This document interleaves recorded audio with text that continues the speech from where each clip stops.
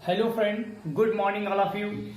10 वर्षों से offline classes में विश्वसनीय आपके संस्थान स्टूडेंट क्लासेज प्रयागराज अब ऑनलाइन में हर पल, हर क्षण, हर जगह आपके साथ है। हमारे ऑनलाइन प्रोग्राम में आप सभी का एक बार फिर से स्वागत है। इसके पहले हमने आप लोगों को हिंदी की 2 कक्षाएं वर्णमाला पे दी थी और आज हम हिंदी वर्णमाला के टेस्ट को लेकर के आए हैं आपके बीच। और सबसे पहले आपको ये बात जाननी आवश्यक है कि हम हिंदी के किन किन मुद्दों पे काम कर रहे हैं। तो याद रखिएगा कि हिंदी हम 3 तरीके से आपको पढ़ाएंगे। तो एक पहला तरीका ये है कि आपको हम टॉपिक वाइज चैप्टर पढ़ा रहे हैं, जैसा कि आप लोगों को 2 चैप्टर वर्णमाला पे मिल चुके हैं और उस चैप्टर के बाद हम उस चैप्टर की समाप्ति के बाद आपको हम एक टेस्ट देंगे जिसमें आपको उनके प्रश्नों का जवाब देना होगा और कमेंट बॉक्स में इसका आप जवाब दे सकते हैं। और दूसरा, जब 2 सेशन हमारा बीत जाएगा तो तीसरे पे हम क्या चलेंगे, जैसे मान लीजिए आपकी किसी कोई परीक्षा आ जाती है तो उस परीक्षा से संबंधित आए हुए प्रश्नों को हम कंबाइंड लेके चलेंगे, जिसमें कि आपका विभिन्न चैप्टरों को मिक्स करके पूरा सवाल आपको मिलेगा। लेकिन सबसे पहले आपको क्या करना है कि पूरे चैप्टर को ध्यानपूर्वक से देखना है और जब आप पूरा चैप्टर खत्म कर लेंगे तो आपके पास चैप्टर वाइज आपको टेस्ट मिलेगा और जब चैप्टर वाइज टेस्ट कंप्लीट होने के बाद आपको मिक्स करके हम टेस्ट कराएंगे, जिसका फायदा आपको आने वाली विभिन्न प्रतियोगी परीक्षाओं में मिलेगा। तो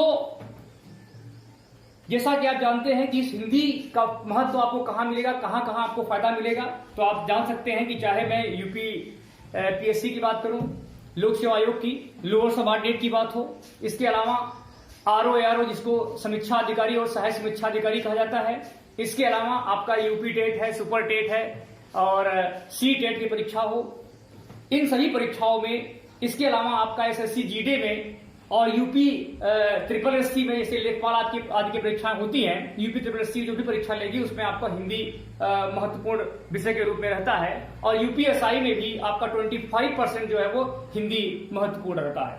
और ऐसी विभिन्न प्रतियोगी परीक्षाएं आपको मिलेंगी जिसमें आपको हिंदी से संबंधित बहुत से प्रश्न आपको मिलेंगे। तो चलिए आप लोग आ जाइए और आज के टेस्ट के लिए आप लोग तैयार हो जाइए और आप लोग अपना कापी कलम निकाल करके क्वेश्चन वाइज आप लोग क्या करिएगा कि 1 से लेकर के करीब 70 प्रश्न आपके हल करवाएंगे आज हिंदी में, जो कि आपके वर्णमाला पोर्शन संबंधित है। जो लोग वर्णमाला पोर्शन को सही ढंग से देखे होंगे, हमें उम्मीद है कि वो लोग बहुत अच्छी ढंग से इस पूरे प्रश्नों का जवाब देंगे। और जो लोग इस केवल वर्णमाला के पोर्शन को तैयार कर लेंगे तो वर्णमाला पोर्शन से आप तक जितने भी प्रश्न आपके परीक्षाओं में बन चुके हैं उनमें आपकी कभी भी गलतियां नहीं होने पाएगी, अर्थात आप 100% इसमें कर सकते हैं। तो आइए अब हम बढ़ते हैं अपने हिंदी के टेस्ट की तरफ। और इसके पहले आप लोग अपना कॉपी कंप्लीट कर लीजिएगा और आपको कमेंट बॉक्स में इसका आंसर देना है। और लेकिन इसके पहले आप लोग हमारे जो ये टॉपिक चल रहा है उसको आप लोग शेयर करिए, जिससे कि अन्य लोग भी इसका फायदा उठा सकें। तो चलिए अब मैं बढ़ता हूं आपके पहले प्रश्न की तरफ और ये प्रश्न नंबर 1 जो कि आपकी स्क्रीन पर दिख रहा होगा और ये हमारा प्रश्न है कि हिंदी में कुल कितने वर्ण होते हैं। प्रश्न है कि हिंदी में कुल कितने वर्ण होते हैं। जैसा कि आपको स्क्रीन पर दिख रहा होगा तो आपका ये पहला विकल्प है 50, दूसरा विकल्प है आपका 51, तीसरा विकल्प है आपका 52 और चौथे विकल्प में आपका 49 या 49 दिया गया है। तो जल्दी आप लोग इसका कमेंट बॉक्स में आंसर दीजिए। बहुत ही छोटा प्रश्न है, इसको हल करने में आपको बहुत ज्यादा समय भी नहीं लगेगा क्योंकि ये गणित का विषय तो है नहीं, ये हिंदी है। और हिंदी में तो आप बस केवल अगर आपको प्रश्न समझ में आ गया तो उसका उत्तर आप बहुत ही आसानी से दे सकते हैं। तो ये एक प्रश्न आपका हो गया। अब मैं बढ़ता हूं आपके दूसरे प्रश्न की तरफ और ये आपका दूसरा प्रश्न है कि भाषा की सबसे छोटी इकाई क्या है। भाषा की सबसे छोटी इकाई क्या है। और आपका ये पहला विकल्प है व्यंजन, दूसरा विकल्प है आपका वर्ण, तीसरा विकल्प है आपका स्वर और चौथा विकल्प है इनमें से कोई नहीं। तो आपके ये 4 विकल्पों में से ABCD करके आपके प्रश्न दिए गए हैं, इनका उत्तर आपको कमेंट बॉक्स में देना है।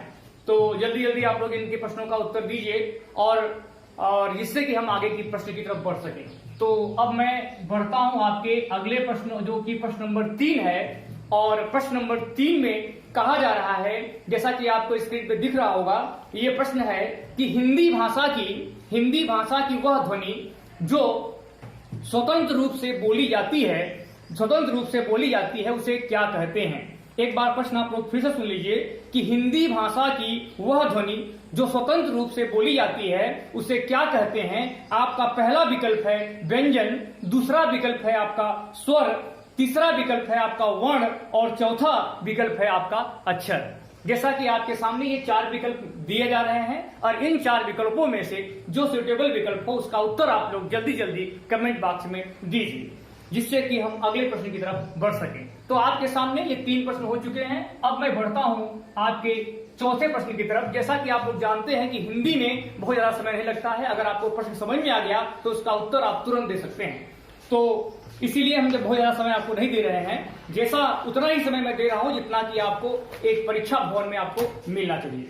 अब देखिए, मैं आपको बढ़ता हूं आपके प्रश्न के चौथे नंबर की तरफ। और चौथे प्रश्न में दिया गया है कि जिन स्वरों के उच्चारण में दीर्घ स्वर से भी अधिक समय लगता है उसे हम क्या कहते हैं। तो पहला विकल्प है आपका ह्रस्व, दूसरा विकल्प है आपका दीर्घ, तीसरा विकल्प है आपका वर्ण और चौथा विकल्प है आपका प्लुत। जैसा कि आपको वर्णमाला नंबर पहली वर्णमाला की जो हमने पहली क्लास ली थी उसमें आपको हमने एकदम स्पष्ट रूप से बताया था कि ह्रस्व स्वर क्या होता है, दीर्घ क्या होता है और प्लुत क्या होता है। तो आप लोग जल्दी जल्दी इस प्रश्न का उत्तर दीजिए। और अब मैं बढ़ता हूं आपके अगले प्रश्न 5वें प्रश्न की तरफ। और बहुत से लोग इसका जवाब अच्छी तरह से दे रहे हैं और हमको लगता है जिन लोगों ने इस हमारे पुराने lecture video first and second जो वर्णमाला के नाम से, हिंदी वर्णमाला के नाम से था, उसको हमको लगता है आप लोगों ने अच्छी तरह से देखा। और जिन लोगों ने उसको अच्छी तरह से देखा होगा वो लोग हमको अच्छा सही जवाब दे रहे हैं। तो आगे मैं बढ़ता हूं आपके सवाल नंबर 5वें की तरफ। और 5वें सवाल में आपको दिया जा रहा है कि स्वरों की संख्या कितनी होती है। स्वर की संख्या कितनी होती है। पहला विकल्प है आपका 10, दूसरे विकल्प में है आपका 11, तीसरा विकल्प है आपका 12 और आपका चौथे विकल्प में दिया है 9। तो ये 4 विकल्प आपको दिए जा रहे हैं। जल्दी जल्दी आप लोग कमेंट करते रहिए। बहुत से लोग इसका अच्छा सही से जवाब दे रहे हैं। और अब मैं बढ़ता हूं आपके प्रश्न नंबर 6 की तरफ। तो आपके स्क्रीन पर ये 6वां प्रश्न दिख रहा होगा। ये 6ठा प्रश्न, लेकिन फिर भी मैं एक बार आपको बोल दे रहा हूं। और प्रश्न है कि हिंदी वर्णमाला में अन और अह को क्या कहते हैं। अन और अह क्या है। तो पहला विकल्प है आपका स्वर, दूसरा विकल्प है आपका व्यंजन, तीसरे विकल्प में है आपका अयोगवाह और चौथा विकल्प है आपका प्लुत। जैसा कि आपको हमने हिंदी वर्णमाला के पहले वाले में इस सब के बारे में बताया है, तो 4 विकल्पों में से जल्दी जल्दी आप लोग जवाब देते रहिए। बहुत से लोग लग चुके हैं और सही जवाब दे रहे हैं। तो चलिए अब मैं बढ़ता हूं आपके 7वें प्रश्न की तरफ। 7वां प्रश्न आपकी स्क्रीन पर दिख रहा होगा और ये 7वां प्रश्न है कि हिंदी में स्वर कितने प्रकार के होते हैं। सवाल बन रहा है आपका कि हिंदी में स्वर कितने प्रकार के होते हैं। पहला है आपका 1, दूसरा है आपका 3, तीसरा है आपका 2 और चौथे विकल्प में आपका है 4। तो ये 4 विकल्प आपके सामने दिख रहे होंगे। इन 4 विकल्पों में जो भी आपको सही लगता हो उसका आप कमेंट बॉक्स में जल्दी जल्दी आप लोग जवाब दीजिए। और जैसा कि आप लोग जान रहे हैं कि हम आप लोगों को हिंदी वर्णमाला के पोर्शन में आपका टेस्ट कराया जा रहा है, जिसमें आपको स्वर और व्यंजन से संबंधित विभिन्न प्रतियोगी परीक्षाओं में आए हुए प्रश्न आपके सामने दिख रहे होंगे। अभी तो आपको बहुत सरल प्रश्न दिख रहा होगा। तो आप लोग जिन लोगों ने सही ढंग से पढ़ा है वो अच्छी तरह से जवाब देंगे। अब मैं बढ़ता हूं आपके सवाल नंबर 8वें की तरफ। और सवाल नंबर 8वां आपका है कि निम्न में, जैसा कि आपको स्क्रीन पर दिख रहा होगा, तो सवाल नंबर 8वें में दे रहा है कि निम्न में कौन सा स्वर ह्रस्व स्वर नहीं है। देखिए, यही बच्चे लोग यही गलतियां करते हैं। छोटा सा नहीं दिया रहता है और बहुत तेज लड़के जो होते हैं वो यहां गलती करते हैं और वो सवाल को सही ढंग से पूरा नहीं पढ़ते हैं। तो आपको क्या करना है कि सवाल को पूरे सवाल को आपको ध्यान पूर्वक से पूरा का पूरा पढ़ना है। जो लोग सवाल सही से पढ़ेंगे वो सही जवाब दे पाएंगे, लेकिन जो लोग पूरा सवाल नहीं पढ़ेंगे वो नहीं का ध्यान नहीं देंगे और सवाल को गलत कर देंगे। तो आपका सवाल है कि निम्न में कौन सा स्वर ऐसा है जो कि ह्रस्व स्वर नहीं है। तो यही हमको नहीं का ध्यान देना है। पहला विकल्प है छोटा अ, दूसरे विकल्प में आपका है छोटी ई, तीसरा विकल्प है आपका री और चौथे विकल्प में है आपका बड़ा ऊ। जैसा कि आपको ये 4 विकल्प दिए गए हैं, इन 4 विकल्पों में आप लोग जवाब दीजिए। हम देख रहे हैं कि बहुत से लोग इसका सही से जवाब दे रहे हैं और जो लोग सही ढंग से देखे होंगे वो जवाब देंगे। चलिए अब मैं बढ़ता हूं आपके क्वेश्चन नंबर 9 की तरफ, जो आपके स्क्रीन पर दिख रहा होगा। ये आपका 9वां प्रश्न है कि निम्न में कौन सा स्वर ह्रस्व स्वर है। देखिए, इसके पहले मैंने जो प्रश्न आपको पूछा था उसमें हमने कहा था कि कौन सा ह्रस्व स्वर नहीं है, लेकिन अब मैं क्या पूछ रहा हूं कि निम्न में कौन सा स्वर ऐसा है जो कि ह्रस्व स्वर है। तो यहां तो हमको ध्यान देना पड़ेगा। पहला विकल्प हमारा है बड़ा ऊ, दूसरा विकल्प है आपका बड़ी ई, तीसरा विकल्प है आपका बड़ा आ और चौथे विकल्प में आपका छोटी ई है। तो ये 4 विकल्पों में से आप लोग जल्दी जल्दी इसका कमेंट बॉक्स में उत्तर दीजिए। तो अब मैं बढ़ता हूं आपके क्वेश्चन नंबर 10वें की तरफ। अब ये 10वां क्वेश्चन आपके स्क्रीन पर दिख रहा होगा और ये प्रश्न है आपका स्वर से संबंधित, ये भी प्रश्न है। और ये प्रश्न पूछा जा रहा है कि निम्न में कौन सा स्वर मध्य स्वर है। प्रश्न एक बार आप लोग फिर से सुन लीजिए कि निम्न में कौन सा स्वर मध्य स्वर है और आपके सामने ये 4 विकल्प दिए जा रहे हैं। पहला विकल्प है आपका छोटी ई, दूसरा विकल्प है आपका बड़ी ई, तीसरा विकल्प है आपका अ और चौथा विकल्प है आपका बड़ा ऊ। तो ये 4 विकल्पों में से आप लोग जल्दी जल्दी कमेंट करते रहिए, जिससे कि मैं अब अगले प्रश्न की तरफ बढ़ सकूं। और आपके स्क्रीन पर ये अब मैं 11वां प्रश्न दे रहा हूं। अब प्रश्न नंबर 11 में दिया गया है कि निम्न में कौन सा अग्र स्वर नहीं है। निम्न में कौन सा अग्र स्वर नहीं है। तो इसका आपका पहला विकल्प है छोटी ई, दूसरा विकल्प है आपका बड़ी ई, तीसरा विकल्प है आपका ए और चौथा विकल्प है आपका बड़ा ऊ। तो जल्दी जल्दी आप लोग लगे रहिए और आप लोग पूरे सवाल को देखिएगा। आपको करीब 70 प्रश्न आपको मिलेंगे, जिसमें विभिन्न प्रतियोगी परीक्षाओं में आपके ये प्रश्न आ चुके हैं। और आप जब भी कभी परीक्षा देंगे तो इनसे संबंधित आपको ये प्रश्न निश्चित रूप से आपकी परीक्षाओं में मिलेंगे। तो आपको आपके सामने मैं दे रहा हूं अब कौन सा प्रश्न, 12वें प्रश्न की तरफ मैं बढ़ता हूं और आपके स्क्रीन पर ये 12वां प्रश्न दिख रहा होगा। लेकिन मैं फिर भी एक बार पढ़ दे रहा हूं। ये प्रश्न है आपका कि निम्न में कौन सा पश्च स्वर है। प्रश्न एक बार फिर से सुन लीजिए। निम्न में कौन सा पश्च स्वर है। पहला विकल्प है आपका बड़ा आ, दूसरा विकल्प है आपका ए, तीसरा विकल्प है आपका अ और चौथा विकल्प आपका बड़ी। तो आप लोगों ने देखा कि ये 4 विकल्प आपको दिए गए हैं। इन 4 विकल्पों में जो आपको अच्छा लगता हो, जो आप समझते हो सही, उसे आप लोग कमेंट बॉक्स में जल्दी जल्दी आप लोग जवाब दीजिए। मैं देख रहा हूं कि बहुत से लोग इसका सही जवाब दे रहे हैं, लेकिन कुछ लोग इसका जवाब नहीं दे पा रहे हैं, गलत दे रहे हैं। तो आप ध्यान रखिएगा कि जो लोग इसको नहीं जवाब दे पा रहे होंगे, हमारे वर्णमाला सेक्शन पार्ट 1 एंड पार्ट 2 में जाकर के एक बार आप लोग इस प्रश्नों को ध्यानपूर्वक देखिएगा, जिससे कि आप जो है हमारे सभी प्रश्नों के जवाब दे पाएंगे। तो आप लोग बढ़िए प्रश्न नंबर 13 की तरफ। और ये प्रश्न नंबर 13वां आपके सामने ये रहा और ये प्रश्न आपकी स्क्रीन पे दिख रहा होगा। और मैं प्रश्न बोल रहा हूं कि व्यंजनों की कुल कितनी संख्या होती है। स्वर नहीं न वर्णमाला। सवाल समझिएगा आप लोग कि व्यंजनों की कुल कितनी संख्या होती है। पहला विकल्प है आपका 40, दूसरे विकल्प में है आपका 41, तीसरे विकल्प में है आपका 42 और आपका चौथा विकल्प है 39। तो आप लोग जल्दी जल्दी इसका जवाब दीजिए। बहुत छोटा प्रश्न है और इसका जवाब आप लोग बहुत जल्दी दे सकते हैं। तो अब मैं बढ़ता हूं आपके प्रश्न नंबर 14वें की तरफ और 14वां प्रश्न आपके सामने ये रहा। 14वें प्रश्न में दिया गया है कि निम्न में कौन सा स्वर तालव्य है। निम्न में कौन सा स्वर तालव्य है। जैसा कि आप लोग हमारे वर्णमाला सेक्शन फर्स्ट क्लास में ये तालव्य के बारे में जान चुके होंगे कि तालव्य व्यंजन है क्या। और लेकिन मैं तालव्य में स्वर की बात कर रहा हूं, व्यंजन की बात यहां नहीं हो रही है। अब देखिए, इसका आपका पहला विकल्प है छोटा अ, दूसरा विकल्प है आपका बड़ा आ, तीसरे विकल्प में है आपकी बड़ी ई और आपका चौथा विकल्प है अ। तो आप लोग जल्दी जल्दी कमेंट बॉक्स में इसका उत्तर दीजिए। और अब मैं बढ़ता हूं आपके सवाल नंबर 15 की ओर। आपको समय में बहुत कम दे रहा हूं। क्यों दे रहा हूं? क्योंकि आप लोग खुद ही जानते हो कि ये गणित नहीं है, ये आपका हिंदी विषय है और हिंदी विषय को केवल और केवल पढ़ने में जितना समय लगता है उसी समय में आपको प्रश्न को हल करना होता है। क्योंकि जब भी आप कंपटीशन की परीक्षा में भाग लेंगे तो आपको बहुत से प्रश्न मिलेंगे जो हिंदी के, गणित के, रीजनिंग के संबंधित होंगे। तो आप लोगों को हिंदी में कम से कम समय में हल करना है, क्योंकि इसमें कोई आपको नियम नहीं है, कोई बहुत ज्यादा इसमें आपको हल नहीं करना है, क्योंकि अगर आपको ये समझ में आ गया तो आप तुरंत एक क्लिक में आप जवाब दे सकते हैं। जब तक हम प्रश्न पढ़ेंगे तब तक ही आपको ये सवाल समझ में आ जाएंगे। तो अब मैं बढ़ता हूं आपके 15वें सवाल की तरफ, और ये 15वां सवाल आपके स्क्रीन पर दिख रहा होगा। देखिए 15वें सवाल में दिया जा रहा है कि निम्न में कौन सा स्वर ओष्ठ है। निम्न में कौन सा स्वर ओष्ठ है। जैसा कि आपको वर्णमाला फर्स्ट में ओष्ठ के बारे में बताया गया था, और तो पहला विकल्प है आपका छोटा अ, दूसरा विकल्प है आपका बड़ा आ, तीसरा विकल्प है आपका बड़ी ई, और चौथा विकल्प आपका बड़ा ऊ दिया गया है। तो आप लोग जल्दी जल्दी इनके प्रश्नों का कमेंट बॉक्स में उत्तर दीजिए। और अब मैं बढ़ता हूं अपने अगले प्रश्न 16वें प्रश्न की तरफ, और ये 16वां प्रश्न आपके स्क्रीन पर दिख रहा होगा।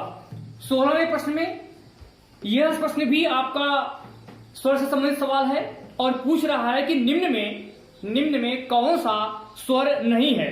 निम्न में कौन सा स्वर नहीं है। आपका पहला विकल्प है बड़ा आ, दूसरा विकल्प है आपका छोटी ई, तीसरे विकल्प में आपका दिया है ई, और चौथा विकल्प आपका दिया है बड़ा आ। तो आपको इस प्रश्न को बहुत ही ध्यानपूर्वक से समझना है कि यह बताना है कि यह प्रश्न जो पूछा गया उसमें पूछा गया था कि निम्न में कौन सा स्वर नहीं है। बहुत से लोग यहाँ गलतियां क्या करते हैं कि नहीं का ध्यान नहीं देते हैं और बहुत से प्रश्नों को गलत जवाब देते हैं। तो आप लोग को जल्दबाजी नहीं करनी है और इन प्रश्नों का बहुत ही सावधानी पूर्वक से आपको जवाब देना है। चलिए अब मैं बढ़ता हूं आपके अगले प्रश्न की तरफ, और 17वां प्रश्न जो कि आपकी स्क्रीन पर ये रहा।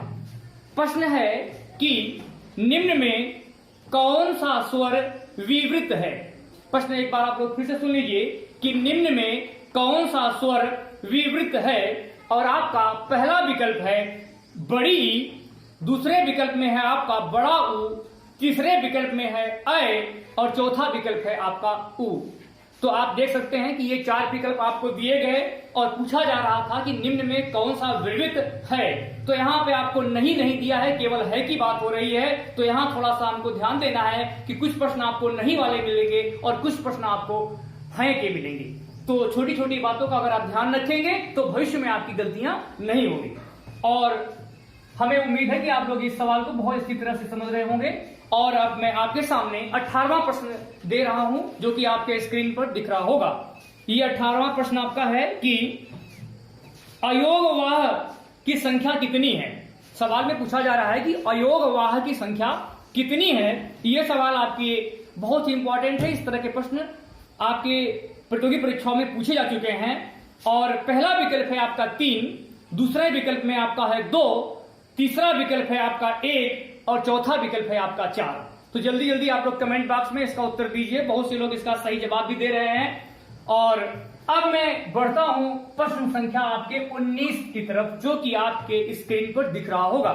ये प्रश्न आपका है कि निम्न में, प्रश्न एक बार देखिए कि निम्न में कौन सा दीर्घ स्वर है। निम्न में कौन सा दीर्घ स्वर है।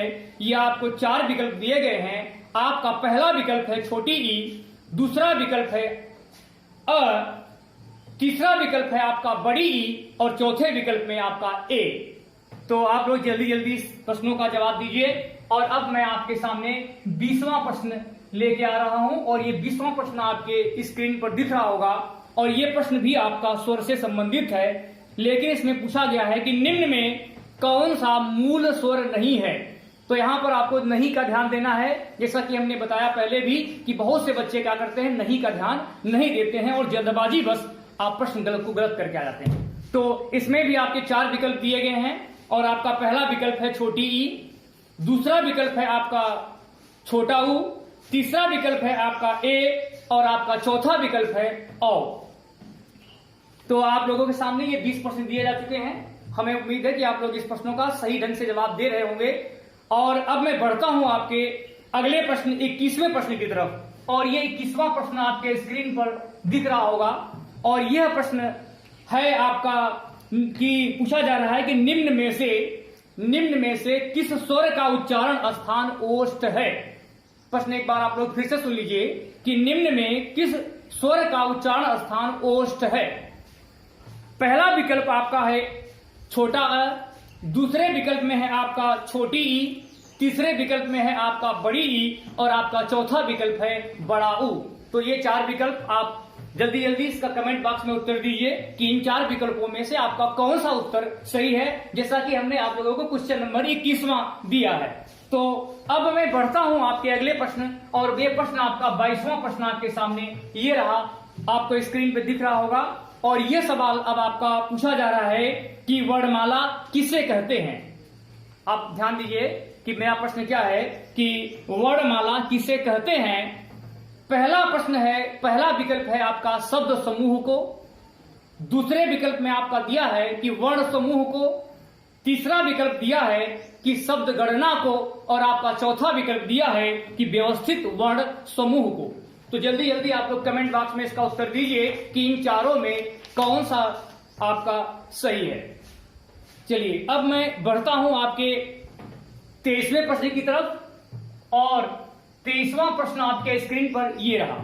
निम्न शब्दों के अंत में सवाल पूछा जा रहा है कि जिन शब्दों के अंत में अ आता है, छोटा अ आता है, उसे हम क्या कहते हैं। तो ये आपके सामने 4 विकल्प रहा। पहला विकल्प है अनुस्वर, दूसरा विकल्प है अंतस्थ, तीसरा विकल्प है आपका आकारांत और चौथा विकल्प है आपका अयोगवाह। तो आप लोग जिन 4 विकल्पों में जो आपको सुटेबल लगता हो उस विकल्प को जल्दी जल्दी आप लोग कमेंट करते रहिए। जैसा कि आप लोगों के सामने ये वर्णमाला से संबंधित आपके पूछे गए विभिन्न प्रतियोगी परीक्षाओं में पूछे गए प्रश्नों की सीरीज चल रही है, और उसी को मैं आप लोगों को टेस्ट के रूप में आपको सॉल्व करने का बता रहा हूं और आप लोग इसका जवाब दे रहे हैं। तो आगे मैं बढ़ता हूं आपके प्रश्न नंबर 24वें की तरफ, और ये 24वां प्रश्न आपके स्क्रीन पर दिख रहा होगा। और ये प्रश्न आपका है कि निम्न में क्वेश्चन है कि निम्न में नवीन विकसित ध्वनियां कौन सी है। निम्न में नवीन विकसित ध्वनियां कौन सी हैं।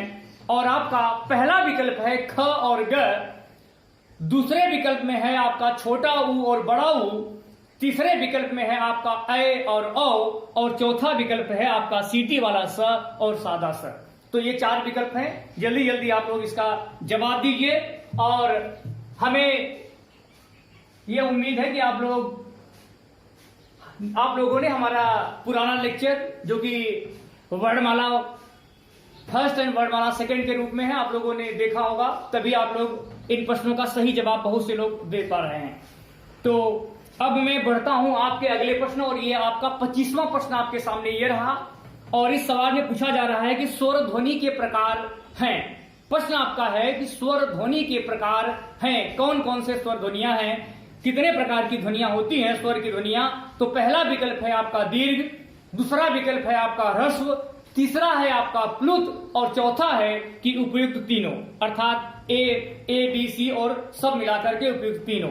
तो आप लोग जल्दी जल्दी इसका कमेंट बॉक्स में उत्तर दीजिए, जिससे कि मैं अगले प्रश्न की तरफ बढ़ूं। और ये आपका 26वां प्रश्न आपके स्क्रीन पर दिख रहा होगा।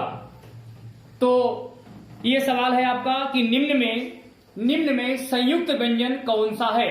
निम्न में संयुक्त व्यंजन कौन सा है। पहला विकल्प है आपका ढ, दूसरा विकल्प है आपका ड, तीसरा विकल्प है आपका छतरी वाला छ, और चौथा विकल्प है आपका अंग। तो ये बहुत ही इंपॉर्टेंट है सवाल, बहुत बार आपकी परीक्षाओं में ये आ चुका है कि संयुक्त व्यंजन कौन सा है, और 4 विकल्प में से आपको बताना है कि इन चारों में से कौन सा संयुक्त व्यंजन है। तो आप देख सकते हैं कि अब मैं बढ़ रहा हूं आपके क्वेश्चन नंबर 27वें की तरफ, जो कि आपके स्क्रीन पर दिख रहा होगा। और 27वें प्रश्न में मैं पूछ रहा हूं कि ए और अ वर्ण क्या कहलाते हैं। प्रश्न एक बार आप लोग फिर से सुन लीजिए कि ए और अ वर्ण क्या कहलाते हैं। तो पहला विकल्प है आपका मूर्धन्य, दूसरा विकल्प दिया गया है आपका नासिक्य, तीसरा विकल्प है आपका ओष्ठ, और चौथा विकल्प है आपका कंठ तालव्य। तो ये 4 विकल्प आपको दिए जा रहे हैं, जिससे कि 28वें में दिया गया है कि निम्न में ओष्ठ ध्वनियां किसमें हैं। ये आपके सामने 4 विकल्प दिए गए हैं कि पहला विकल्प है आपका ल, दूसरा विकल्प है आपका र, तीसरे विकल्प में आपका स दिया है, और चौथा विकल्प है आपका फ। जैसा कि आपको इनके संबंध में पहले ही वर्णमाला नंबर फर्स्ट एंड सेकंड में बताया गया था कि ओष्ठ ध्वनियां होती क्या हैं और कौन कौन सी ध्वनियां ऐसी हैं जो कि ओष्ठ ध्वनियां हैं, और ये सभी संघर्षी व्यंजन के अंतर्गत आते हैं। तो आप लोग जल्दी जल्दी इन प्रश्नों का जवाब दीजिए। और अब मैं बढ़ता हूं आपके 29वें प्रश्न की तरफ, और 29वां प्रश्न आपके स्क्रीन पर दिख रहा होगा, और ये प्रश्न है आपका कि तालव्य व्यंजन है। देखिए, तालव्य व्यंजन निम्न में से कौन सा है? पहला विकल्प आपका दिया है क, ख, ग और घ। दूसरा विकल्प आपका दिया है च, छ, ज और झ। तीसरा विकल्प है आपका ट, ठ, ड और ढ, और आपके चौथे विकल्प में दिया है प, फ, ब और भ।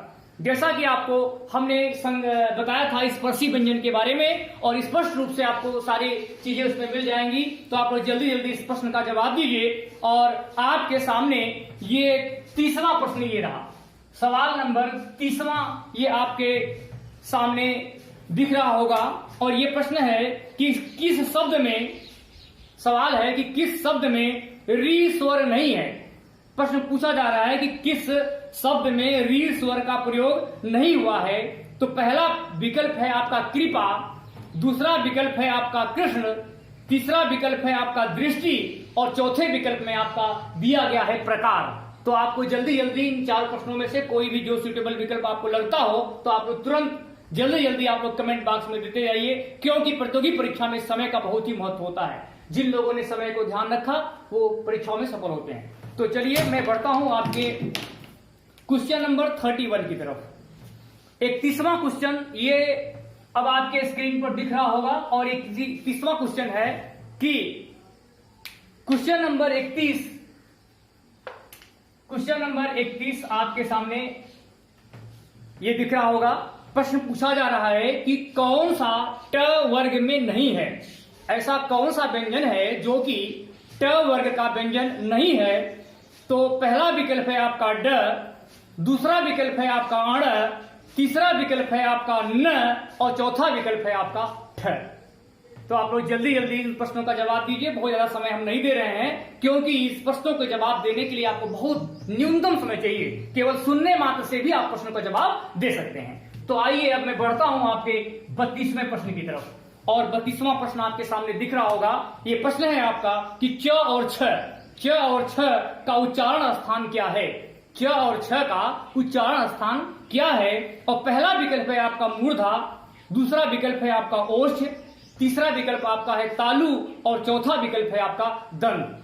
तो जल्दी जल्दी आप लोग इस प्रश्न का उत्तर दीजिए। जैसा कि आपको 4 विकल्प दिए गए हैं, और इन 4 विकल्पों में आपको जो सुटेबल विकल्प बनता हो आप लोग तुरंत कमेंट बॉक्स में इसका जवाब दीजिए। और अब मैं बढ़ता हूं आपके सवाल नंबर 33वें की तरफ, और आपका सामने आपके सम्मुख ये 33वां प्रश्न दिख रहा है कि ओष्ठ किस वर्ग का वर्ण है। ओष्ठ जो है वो किस वर्ग का वर्ण है। पहला विकल्प है आपका क वर्ग, दूसरा विकल्प है आपका त वर्ग, तीसरा विकल्प है आपका ट वर्ग, और आपका चौथा विकल्प है प वर्ग। तो जल्दी जल्दी आप लोग इनके प्रश्नों का जवाब दीजिए। और अब मैं बढ़ता हूं आपके प्रश्न नंबर 34वें की तरफ, और आपके सामने ये 34वां प्रश्न आपके स्क्रीन पर दिख रहा होगा। तो ये 34वां प्रश्न आपका है कि कौन सा वर्ण घोष नहीं है। यही हमको नहीं का ध्यान रखना है। बहुत लोग क्या करते हैं, जल्दबाजी बस नहीं का ध्यान नहीं देते हैं और वो गलती कर देते हैं। तो आपको ये गलतियां ना हो, इसलिए मैं बता दे रहा हूं कि आपको ध्यानपूर्वक सही ढंग से आपको प्रश्नों को देखना और समझना है। और पहला प्रश्न आपका विकल्प है इसमें र, दूसरा विकल्प है आपका त, तीसरा विकल्प है आपका ल, और चौथा विकल्प है आपका ड। तो जल्दी जल्दी आप लोग इस प्रश्न का जवाब दीजिए। और आपके सम्मुख ये 35वां क्वेश्चन आपके सामने दिख रहा होगा। तो 35वें प्रश्न में पूछा जा रहा है कि छतरी वाला छ किन 2 वर्णों के योग से बना है। छतरी वाला छ जो होता है वह किन 2 वर्णों के योग से बना है। पहला विकल्प है आपका क, और धन का चिन्ह लगा करके पेट फाड़ सा लिखा गया है। तो आपको याद रखना है कि इस पहले विकल्प में हमने हलंत नहीं दिया है। दूसरे विकल्प में आपका दिया है क, यहां भी हलंत नहीं है, और आपका सादा वाला स है।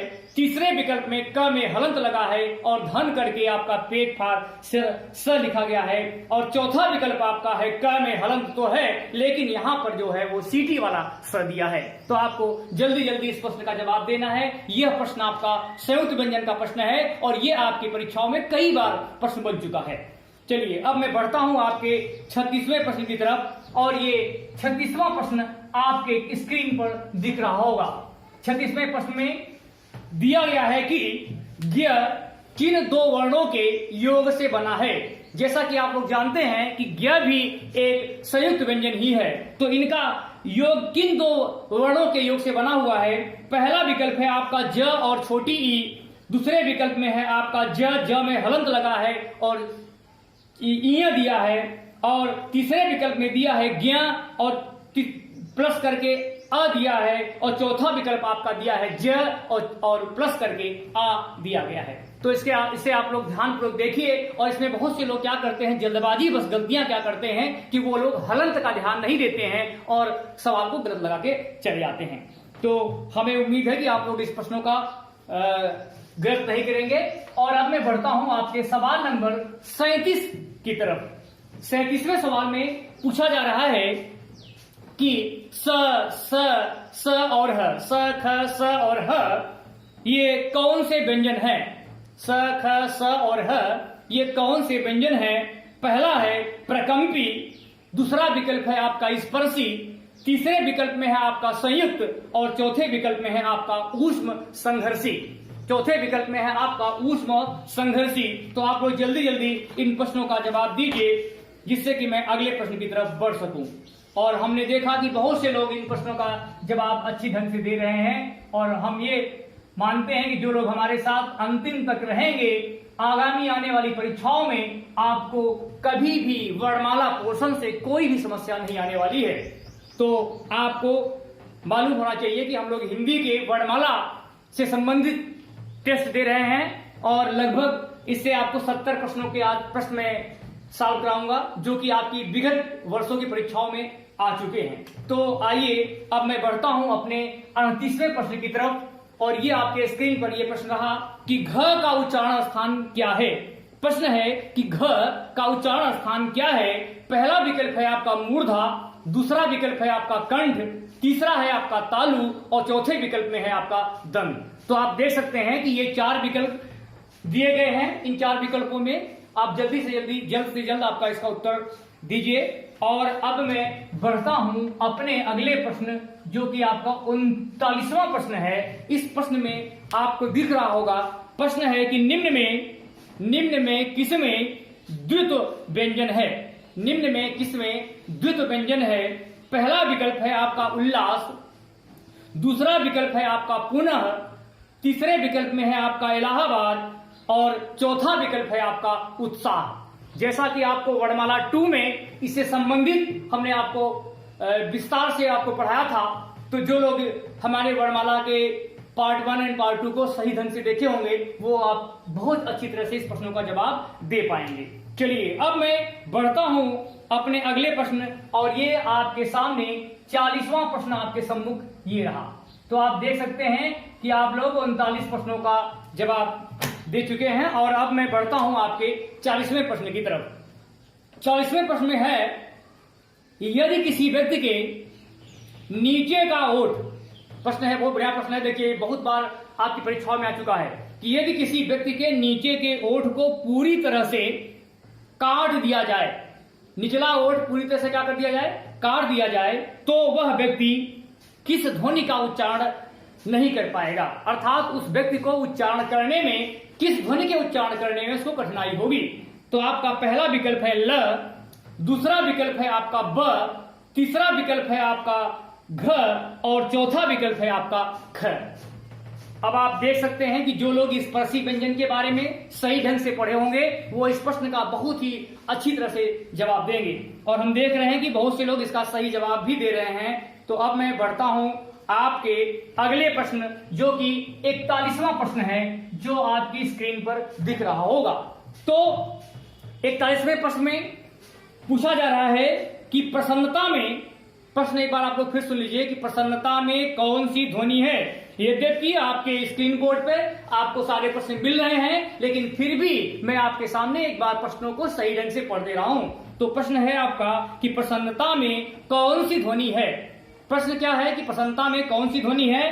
पहला है संयुक्त, दूसरे विकल्प में दिया है संपृक्त, तीसरे में दिया है युग्मक और आपका चौथा विकल्प है इनमें से कोई नहीं। अब आप देख सकते हैं कि ये 4 विकल्पों में जो आपको सही लगता है उसका आप जल्दी जल्दी कमेंट बॉक्स में उत्तर देते जाइए। और अब मैं बढ़ता हूं आपके अगले प्रश्न जो कि 42वें नंबर पे है। और ये 42वां प्रश्न है कि संबल, एक शब्द लिखा गया है कि संबल, और पूछ रहा है कि संबल में कौन सी ध्वनि है। प्रश्न पूछा जा रहा है कि संबल में कौन सी ध्वनि है। और पहला विकल्प है आपका संपृक्त, दूसरा विकल्प है आपका संयुक्त, तीसरा विकल्प है आपका युग्मक और चौथा विकल्प है इनमें से कोई नहीं। तो हमें उम्मीद है कि आप लोग इस प्रश्नों को बहुत अच्छी तरह से जवाब देंगे। अब मैं बढ़ता हूं आपके अगले प्रश्न जो कि 43वां प्रश्न है। और इसमें पूछा गया है कि निम्न में महाप्राण ध्वनि नहीं है। एक बार आप लोग प्रश्न फिर सुन लीजिए कि निम्न में कौन सा महाप्राण ध्वनि नहीं है। यहां नहीं का ध्यान रखना है। मैं एक बार फिर से समझा दे रहा हूं आप लोग कि बहुत से बच्चे परीक्षाओं में नहीं का ध्यान नहीं देते हैं और गलत करके चले आते हैं। तो अब इसका विकल्प दिया है, पहला विकल्प है आपका घ, दूसरे विकल्प में दिया है आपका क, तीसरा विकल्प है आपका झ और चौथा विकल्प है य। मैं आपको बहुत ज्यादा समय नहीं दे रहा हूं क्योंकि आप लोग हिंदी के प्रश्नों का जवाब दे रहे हैं, आप गणित नहीं लगा रहे हैं, इसलिए मैं आपको बहुत कम समय दे रहा हूं और उतना ही समय दे रहा हूं जितना कि आपको प्रतियोगी परीक्षा में मिलेंगे। चलिए अब मैं बढ़ता हूं अपने अगले प्रश्न जो कि 44 नंबर पे है, 44वें नंबर पे है। और ये प्रश्न आपका है कि अघोष वर्ण कौन है। निम्न में अघोष वर्ण कौन है। और पहला विकल्प है आपका ज, दूसरा विकल्प है अ, तीसरा विकल्प है ह और चौथा विकल्प है आपका स। जैसा कि आप लोग वर्णमाला सेक्शन में घोष और अघोष, प्राण, महाप्राण के बारे में अच्छी तरह से जान चुके होंगे, तो आप लोग जल्दी जल्दी इन प्रश्नों का जवाब दीजिए। और अब मैं बढ़ता हूं अपने अगले प्रश्न जो कि 45 नंबर पे है। सवाल नंबर 45 जो कि आपको स्क्रीन पर दिख रहा होगा। और ये 45वां प्रश्न है कि निम्न में कौन सी बात गलत है। देखिए ये 4 दिया गया है, शब्द वाक्य दिया गया है और पूछ रहा है कि इनमें से कौन सा गलत है। और पहले विकल्प में है आपका कि घ, सघोष, महाप्राण और दंत है। फिर से एक बात सुन लीजिए, घ, सघोष, महाप्राण और दंत है। दूसरा विकल्प आपका है ब, सघोष, ओष्ठ, महाप्राण है। तीसरा विकल्प है आपका च, अघोष, तालव्य और अल्प प्राण है। और चौथा विकल्प है आपका ख, कंठ, महाप्राण और अघोष है।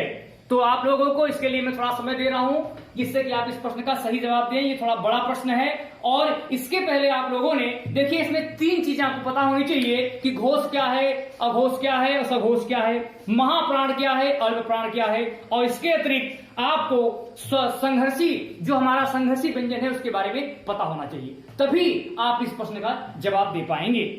तो चलिए अब मैं बढ़ता हूं आपके अगले प्रश्न 46वें प्रश्न की तरफ। और 46वां प्रश्न आपके स्क्रीन पे ये रहा। प्रश्न है कि उच्चारण के समय, सवाल है देखिए, उच्चारण के समय जीभ की स्थिति के अनुसार स्वरों को कितने भागों में बांटा गया है। जीभ की स्थिति के अनुसार स्वर के कितने भेद हैं। पहला विकल्प है आपका 3, दूसरा विकल्प है आपका 5, तीसरा विकल्प है आपका 2 और चौथे विकल्प में आपका दिया है 7। तो जल्दी जल्दी इस प्रश्न का आप जवाब दीजिए। ये बहुत छोटा प्रश्न है जिसका जवाब आप तुरंत दे सकते हैं। अब मैं बढ़ता हूं आपके अगले प्रश्न जो कि 47वां प्रश्न है जो आपकी स्क्रीन पर दिख रहा होगा। अब ये प्रश्न है अगला, देखिए कि उच्छिप्त, प्रश्न है कि उच्छिप्त व्यंजन का प्रयोग निम्न में किस में हुआ है। ये आपके 4 शब्द दिए गए हैं और इन 4 शब्दों में हमें यह बताना है कि इसमें कौन सा शब्द वह है जिसमें कि उच्छिप्त व्यंजन का प्रयोग हुआ है। पहला विकल्प है खसरा में, दूसरा विकल्प है आपका आरजू शब्द में, तीसरा विकल्प है आपका पढ़ाई में और चौथा विकल्प है आपका जफर में। जैसा कि आप लोग पहले भी उच्छिप्त व्यंजन के बारे में, समृद्ध व्यंजन के बारे में पहले भी आप लोग वर्णमाला सेक्शन फर्स्ट सेकंड में पढ़ चुके हैं। तो जल्दी जल्दी आप लोग इसका जवाब दीजिए। और अब मैं बढ़ता हूं आपके 48वें प्रश्न की तरफ, और ये 48वां प्रश्न आपके स्क्रीन पर दिख रहा होगा। और ये प्रश्न है कि य, र, ल और व व्यंजनों को क्या कहते हैं। ये बहुत बार आ चुका है सवाल कि य, र, ल और व व्यंजनों को क्या कहते हैं।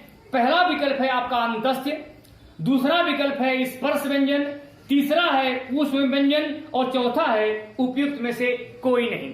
ये प्रश्न आपके परीक्षाओं में बहुत बार बन चुके हैं, लेकिन इसमें बहुत से लोग गलतियां कर देते हैं। कभी कभी अंतस्थ और ऊष्म में लोग भ्रमित हो जाते हैं। तो आपको सही ढंग से हमारे वर्णमाला सेक्शन को सही से पढ़ करके इसका जवाब आपको बाद में समझ लेना है, अगर आप नहीं दे पा रहे हो तब। अगर न पढ़े हो तब, अगर पढ़े हो तो आपको आता होगा और इसका जवाब आप तुरंत स्क्रीन पर दीजिए। चलिए मैं बढ़ता हूं अब अगले प्रश्न की तरफ, और अगला प्रश्न आपका 49वां प्रश्न है। 49वां प्रश्न जो आपकी स्क्रीन पर दिख रहा होगा, और ये इस प्रश्न में पूछा जा रहा है कि वह दंतोष्ठ व्यंजन कौन सा है। दंतोष्ठ व्यंजन कौन सा है। पहला विकल्प है आपका य, दूसरा विकल्प है आपका र, तीसरा विकल्प है आपका व और चौथा विकल्प है और है। अब देखिए इस प्रश्न का जवाब भी आप बहुत आसानी से, अगर आपने पढ़ा होगा तो तुरंत देंगे, और नहीं पढ़ा है तो आप जवाब भी नहीं दे पाएंगे। इसलिए आप लोग क्या करिए कि अगर जो लोग किसी कारणवश न पढ़ पाए हों वो हमारे प्लेलिस्ट में जाकर के हिंदी के वर्णमाला सेक्शन में वर्णमाला पार्ट 1 और वर्णमाला पार्ट 2 में जाकर के अगर आप पूरा अध्ययन कर लेंगे तो आपको कभी भी वर्णमाला से संबंधित इन प्रश्नों पे कभी भी कोई समस्या नहीं होने वाली है, और आप 100% आप करके तब आएंगे परीक्षाओं में। चलिए अब मैं बढ़ता हूं आपके 50वें प्रश्न की तरफ, और 50वां प्रश्न आपके स्क्रीन पर ये रहा। क्वेश्चन है कि स्वर तंत्रीय व्यंजन कौन है। स्वर तंत्रीय व्यंजन कौन है। पहला विकल्प है छतरी वाला छ, दूसरा विकल्प है आपका त्र, तीसरा विकल्प है आपका ह और चौथे विकल्प में आपका दिया है ल। तो यह भी बहुत ही आसान है, जिसका जवाब आप लोग तुरंत दे सकते हैं। तो जल्दी जल्दी आप लोग इस प्रश्न का उत्तर देते रहिए। और अब मैं बढ़ता हूं आपके अगले प्रश्न 91, जो 51 नंबर पे है, 51 नंबर पे है। तो यह प्रश्न है कि नवीन विकसित ध्वनियां कौन सी हैं। एक बार आप लोग ध्यान से फिर सुनिए प्रश्न कि नवीन विकसित ध्वनियां कौन सी हैं। पहला विकल्प है छोटा ऊ, बड़ा ऊ और छोटा ऊ, दूसरा विकल्प है आपका ख और ग, तीसरा विकल्प है आपका ऐ और औ, और चौथा विकल्प है आपका ए और ऐ। चलिए अब मैं बढ़ता हूं आपके अगले प्रश्न, जो कि 52वां प्रश्न है, आपके स्क्रीन पे दिख रहा होगा। और इस प्रश्न में पूछा जा रहा है कि कौन सा अमानक वर्ण है। एक बार आप लोग प्रश्न को फिर सुनिए कि कौन सा वर्ण ऐसा है जो कि अमानक वर्ण है। अब आपका पहला विकल्प दिया है ख, दूसरा विकल्प दिया है आपका घ, तीसरा विकल्प दिया है भ और चौथा विकल्प दिया है भ। तो बना है, लेकिन भ के बाद यहां पर ये उ की मात्रा बन गई है। तो आपको बताना है कि इन चारों विकल्पों में ऐसा कौन सा वर्ण है जो कि अमानक वर्ण है। हमें उम्मीद है कि आप लोग हमारे वर्णमाला सेक्शन के दोनों पार्टों को सही ढंग से पढ़े होंगे, और आप लोग सही जवाब दे रहे हैं। बहुत से लोग इसका सही जवाब दे रहे हैं, और बहुत से लोगों ने कुछ प्रश्नों का गलत जवाब दिया है। तो आप लोग ध्यान दीजिएगा कि जिनकी गलतियां हो रही हैं वो लोग हमारे वर्णमाला सेक्शन में जाकर के पूरी वर्णमाला की पढ़ाई कर सकते हैं, जिससे कि आपको आने वाले परीक्षाओं में किसी भी प्रकार की कोई समस्या न हो।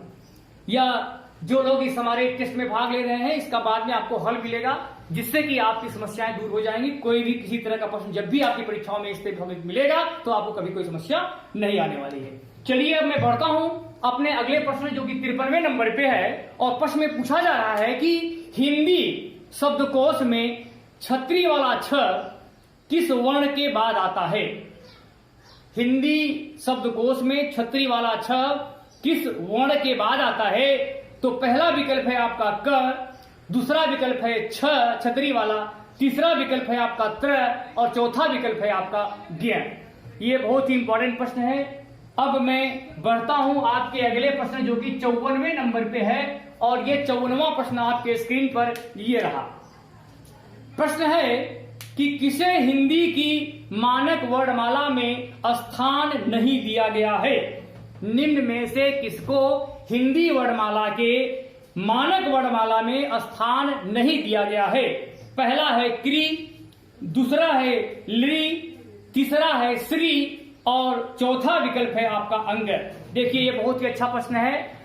ये इस प्रश्न का जवाब आप लोग जल्दी जल्दी दीजिए। अगर आपको समस्या होगी तो जब मैं इसका साल बताऊंगा तो इसका जो आपको आंसर मिलेगा। चलिए अगले प्रश्न की तरफ आप लोग पढ़िए और आपके सामने ये 55वां प्रश्न था और ये 55वां प्रश्न है कि हिंदी का स्पर्श घोष महाप्राण ओष्ठ व्यंजन ध्वनि कौन सी है? हिंदी का स्पर्श घोष महाप्राण ओष्ठ व्यंजन ध्वनि कौन सी है? पहला है आपका द, दूसरे विकल्प में आपका दिया है भ, तीसरे विकल्प में दिया है आपका थ और ये चौथा विकल्प है आपका ह। चलिए अब मैं बढ़ता हूं अपने अगले प्रश्न जो 56वें प्रश्न की तरफ, जो आपकी स्क्रीन पर दिख रहा होगा। और ये प्रश्न है कि प्रयत्न के आधार पर, क्वेश्चन है कि प्रयत्न के आधार पर ल किस प्रकार की ध्वनि है? अब आपके सामने पहला विकल्प है उच्छिप्त, दूसरा विकल्प है आपका पार्श्विक, तीसरा विकल्प है आपका संघर्षशील और चौथा विकल्प है आपका प्रकंपित। तो जल्दी जल्दी आप लोग इन प्रश्नों का जवाब दीजिए। अब मैं बढ़ता हूं आपके अगले प्रश्न जो कि 57 नंबर पे है और इस प्रश्न में पूछा जा रहा है कि वर्ण शब्द का अर्थ नहीं होता है। ये प्रश्न आपका आरओ परीक्षा में आया था, सहायक चकबंदी अधिकारी की परीक्षा में आ चुका है यूपी त्रिपुरासी से। तो सवाल बना है कि वर्ण शब्द का अर्थ कौन सा नहीं है? पहला विकल्प है आपका आकाश, दूसरा विकल्प है आपका रंग, तीसरा विकल्प है आपका जाति और चौथा अक्षर। चौथा विकल्प आपका अक्षर है। तो आप लोग इनमें गलतियां मत करिए, जल्दी जल्दी आप लोग जवाब दीजिए। और ये अब मैं बढ़ता हूं आपके अगले प्रश्न जो कि 58 नंबर पे है, 58 नंबर क्वेश्चन की तरफ मैं बढ़ता हूं जो कि आपकी स्क्रीन पर दिख रहा होगा। ये सवाल है कि आधुनिक व्याकरण के अनुसार ब कैसा वर्ण है? ब, आधुनिक व्याकरण के अनुसार ब कैसा वर्ण है? पहला है दंतोष्ठ, इसी में देख लीजिए लंबा है, दंतोष्ठ स्पर्श अल्प प्राण घोष निरानुनासिक। दूसरे विकल्प में है आपका ओष्ठ स्पर्श अल्प प्राण अघोष निरानुनासिक। तीसरे विकल्प में आपका है ओष्ठ स्पर्श संघर्षी अल्प प्राण अघोष निरानुनासिक। चौथे विकल्प में है आपका ओष्ठ स्पर्श महाप्राण संघर्षी और निरानुनासिक। देखिए ये बहुत बढ़िया क्वेश्चन है। इसको पढ़ने के लिए आपको बहुत चीजें सीखनी पड़ेंगी, तब आप इस प्रश्न का जवाब दे पाएंगे। चलिए अब मैं बढ़ता हूं आपके 59वें प्रश्न की तरफ जो कि आपके स्क्रीन पर दिख रहा होगा। और प्रश्न है कि कौन सा व्यंजन स्पर्श संघर्षी व्यंजन है? कौन सा व्यंजन स्पर्श संघर्षी व्यंजन है? पहला है आपका र, दूसरा विकल्प है आपका ज, तीसरा विकल्प है आपका ह और चौथा विकल्प है आपका व। तो इस प्रश्न का भी जवाब आप जल्दी दे सकते हैं, बहुत ही बड़ा प्रश्न नहीं है ये। चलिए अब मैं बढ़ता हूं आपके 60वें प्रश्न की तरफ और ये 60वां प्रश्न आपके स्क्रीन पर ये रहा। प्रश्न है कि निम्न में से अर्ध स्वर कौन सा है? निम्न में से अर्ध स्वर कौन सा है? पहला है विकल्प प, दूसरा है विकल्प छतरी वाला छ, तीसरा विकल्प है आपका ज्ञ और चौथा विकल्प है आपका व। यह भी बहुत छोटा प्रश्न है जिसका जवाब आप लोग बहुत आसानी से दे सकते हैं अगर आप लोगों ने सही ढंग से इसका अध्ययन किया होगा तब। चलिए अब मैं बढ़ता हूं आपके 61वें प्रश्न की तरफ और 61वां प्रश्न जो कि आपके स्क्रीन पर दिख रहा होगा। और यह प्रश्न है कि निम्न में कौन सा संवृत्त है? निम्न में कौन सा संवृत्त है? पहला विकल्प है आपका बड़ा आ, दूसरा विकल्प है आपका छोटी ई, तीसरा विकल्प है आपका औ और चौथा विकल्प है आपका अय। यह प्रश्न भी बहुत ही आसान प्रश्न है जिसका जवाब आप क्षणों में दे सकते हैं। और अब मैं बढ़ता हूं आपके 62वें प्रश्न की तरफ और ये 62वां प्रश्न आपके स्क्रीन पर ये रहा। कुछ प्रश्न है कि निम्न में कौन सा व्यंजन पार्श्विक है? निम्न में कौन सा व्यंजन पार्श्विक है? पहला विकल्प है आपका सीटी वाला स, दूसरा विकल्प है आपका ल, तीसरे विकल्प में है आपका य, और आपका चौथा विकल्प है झ। जल्दी जल्दी आप लोग इसको कमेंट बॉक्स में उत्तर दीजिए। अब मैं बढ़ता हूं आपके प्रश्न नंबर 63वें की तरफ, और आपके स्क्रीन पर यह 63वां प्रश्न दिख रहा होगा, लेकिन फिर भी मैं एक बार आपको प्रश्न पढ़ दे रहा हूं। तो यह प्रश्न है कि अन और अ को, प्रश्न है कि अन और अ को अयोगवाह किसने कहा? अन और अ को अयोगवाह किसने कहा? पहला नाम है कि रामदास वाजपेयी, दूसरा नाम है आपका किशोरी दास वाजपेयी, तीसरा विकल्प है आपका राम किशोर वाजपेयी, और चौथा विकल्प है आपका अमृतदास वाजपेयी।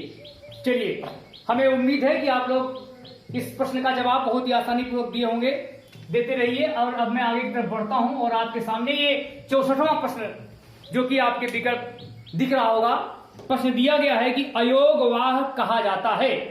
प्रश्न पूछा जा रहा है कि हम अयोगवाह किसे कहते हैं, या अयोगवाह किसे कहा जाता है? पहला विकल्प है आपका महाप्राण को, दूसरा विकल्प है आपका अल्प प्राण को, तीसरा विकल्प है आपका विसर्ग को, और चौथा है इनमें से कोई नहीं को। अब आपको इन 4 विकल्पों में से जो आपको सही लगता हो उसका आप जवाब जल्दी से जल्दी आप कमेंट बॉक्स में दीजिए, जिससे कि मैं अगले प्रश्न, अब मैं 65वें प्रश्न की तरफ बढ़ रहा हूं। और ये 65वां प्रश्न आपके स्क्रीन पर ये रहा, और ये प्रश्न है कि ऊष्म व्यंजनों की संख्या कितनी होती है? प्रश्न है, एक बार आप लोग फिर सुन लीजिए, कि ऊष्म व्यंजनों की संख्या कितनी होती है? पहला विकल्प है आपका 3, दूसरा विकल्प है आपका 2, तीसरे विकल्प में दिया है 4, और चौथा विकल्प है आपका 5। तो जल्दी जल्दी आप लोग इसका जवाब दीजिए। बहुत ही आसान प्रश्न है, ऊष्म व्यंजन के बारे में पूछा गया है, और यह पूछा गया था कि इनकी संख्या कितनी होती है। अब आपके सामने 66वां प्रश्न आपके स्क्रीन पर दिख रहा होगा, और इस प्रश्न में पूछा जा रहा है कि अंतस्थ व्यंजनों की संख्या कितनी है। एक बार आप लोग सवाल को फिर से समझ लीजिए कि प्रश्न में पूछा जा रहा है कि अंतस्थ व्यंजनों की संख्या कितनी है।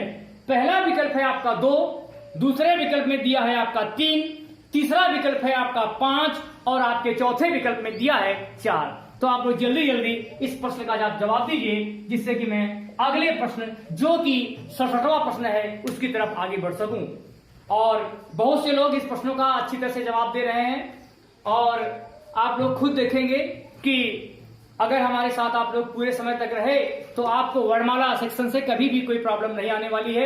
हम एक एक चैप्टर पढ़ाते जाएंगे, और आपको इसी तरह से इनसे संबंधित विभिन्न प्रकार के प्रतियोगी परीक्षाओं में आए हुए पूरे, सबसे पहले मैं क्या करूंगा, पूरे वर्णमाला में ऐसे पढ़ा दिया तो वर्णमाला का मैं टेस्ट ले लिया हूं। इसके बाद में अगला सेशन लेकर चलूंगा, और उसके बाद धीरे धीरे करके जब आपके कई चैप्टर समाप्त हो जाएंगे, तब मैं क्या करूंगा, उन चैप्टरों को मिक्स करके आपके पास एक प्रश्न लेकर के आऊंगा।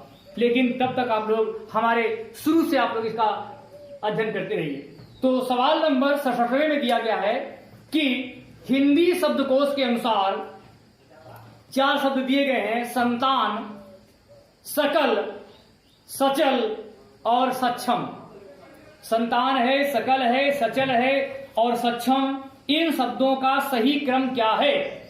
तो आप देख सकते हैं कि पहला विकल्प दिख रहा होगा कि संतान, सकल, सचल और सक्षम। दूसरा विकल्प है आपका सकल, संतान, सचल और सक्षम। तीसरा विकल्प है आपका सकल, संतान, सचल और सक्षम, और चौथा विकल्प आपके सामने है सकल, सचल, संतान और सक्षम।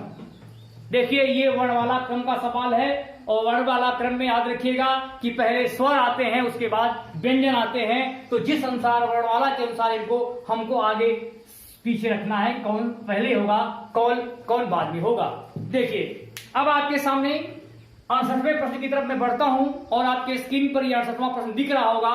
और ये 68वां प्रश्न आपके सामने ये रहा कि कौन सी ध्वनि, प्रश्न है कि कौन सी ध्वनि महाप्राण नहीं है? कौन सी ध्वनि महाप्राण नहीं है? पहला विकल्प है आपका घ, दूसरा विकल्प है आपका ख, तीसरा विकल्प है आपका ज, और चौथा विकल्प है आपका झ।